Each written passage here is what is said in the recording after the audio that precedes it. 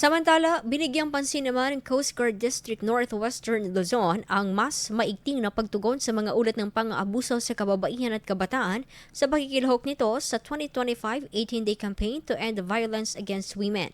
Sa idulon sa kick-off activity kahapon, muling ipinagtibay ng Coast Guard ang kanilang mandato sa natiyakin ang bawat reklamo ng pang-aabuso ay natutugunan ng mabilis, maayos at may sapat na suporta para sa mga biktima.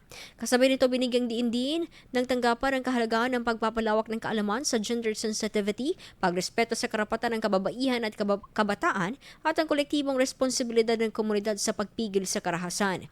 Tiniyak din ng ahensya ang patuloy na mga hakbang para sa ligtas at suportadong kapaligiran sa mga komunidad na kanilang nasasakupan kabilang ang pagbibigay ng legal at psychological assistance sa mga naapektuhan ng pang-aabuso.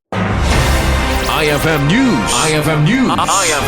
IFM News.